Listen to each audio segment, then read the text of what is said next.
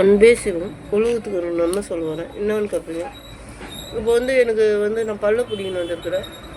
அப்படி இருந்தால் எங்கள் அப்பா ஒரு நல்ல காரியம் உலகத்துக்கு நன்மை சொல்லுன்னு சொல்லிட்டாரு. நான் சொல்லி தான் ஆகும். ஏன்னா என்னை தாய் உள்ளம் கொண்டு அப்பம் படைச்சிருக்கிறாரு. அதனால் தாய்க்கு என்ன வழி இருந்தாலும் மக்களுக்கு நல்லது சொல்கிறது தான் என்னோடய கொள்கை. அந்த மாதிரி இப்போ நிறைய பேர் நாங்கள் ஆன்மீகத்தை முன்ன வழிபட்ட சித்தருங்களை எவ்வளோ துன்பம், இப்போ நான் துன்பப்படுறேன். அந்த மாதிரி நிறைய பேர் துன்பப்பட்டு அவங்க எழுதியிருப்பாங்க. ஓலைச்சுவடி எழுதியிருக்காங்க எவ்வளோ பேர். அதை இவங்க எடுத்துகிட்டு பணம் சம்பாதிக்கிறது. இவங்க படிச்சுட்டு பணம் சம்பாதிக்கிறது. அப்போ அவங்க வழிக்கு என்ன பதில்?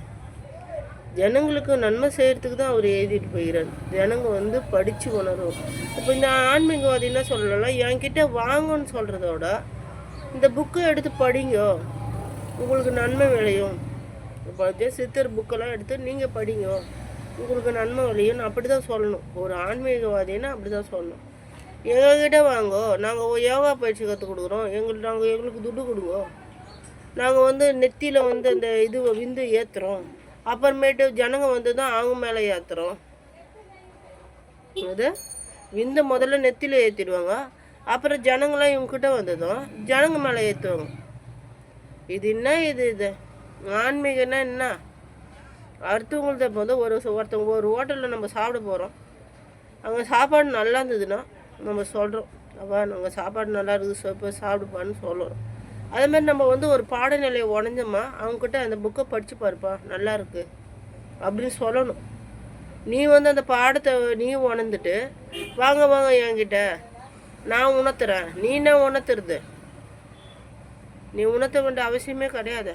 மக்களுக்கு படிங்கன்னு சொல்லணும். நான் உணர்த்துறேன்னா நீ என்ன உணர்ந்த? உலகத்தில் நீ என்ன உணர்ந்த? தாய்மையை உணர்ந்தியா? மனைவி துன்பப்படுறத உணர்ந்தியா? எதை உணர்ந்த? நீ ஆசையின் வதியிலே வந்துடுவ. ஆனால் மக்களை மட்டும் ஆசை இல்லாத மடியில் உக்காஞ்சிக்கணுவியா? நீ எல்லாம் ஆசையை அனுபவிச்சுடுவ. ஆனால் மக்களை மட்டும் ஆசை இல்லாத வந்துடுங்க என் மடியில். எனக்கு துட்டை கொட்டுங்க, நீங்கள் ஆசை இல்லாத சன்னியாசியாக போங்க அப்படி சொல்லிடுவீங்களா? சொல்லுங்க. எங்கள் மக்களுங்களாம் செழிப்போடு வாழணும், அந்யுன்யமாக வாழணும், எந்த துன்பமும் வாழக்கூடாதுன்னு நான் தாய் உள்ளம் கொண்டு நான் ஜனங்களுக்கு சொல்லின்னு இருக்கிறேன். வாங்கோ, நீங்கள் என்றைக்கா இருந்தாலும் சாவதானே போகிறீங்க.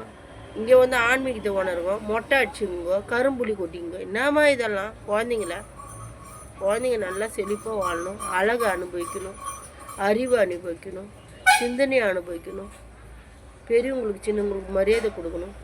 இதெல்லாம் சொல்லி வளர்ப்பாங்களா?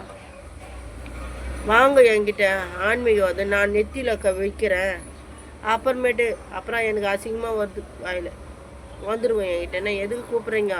ஜனங்களை நீங்கள் உங்களுக்கு கூப்பிட்றதுக்கு உரிமை இல்லை. நீங்கள் கூப்பிடாதீங்க சொல்கிறதுக்கு எனக்கு உரிமை இருக்குது. நீங்கள் உங்களுக்கு கூப்பிட்றதுக்கு உரிமை இருக்குது, என்னை கூப்பிடாதீங்கோ. எங்கள் மக்களுங்களை உலக மக்களை கூப்பிடாதீங்க அப்படின்னு சொல்கிறதுக்கு எனக்கு உரிமை இருக்குது. அன்பே சிவம், நல்லதே செய்வோம், நல்லபுடன் இருப்போம், சித்திர ஆலயம் செய்வோம், இறைவன் ஆலயம் சொல்லும், செழிப்புடன் வாழ்வோம்.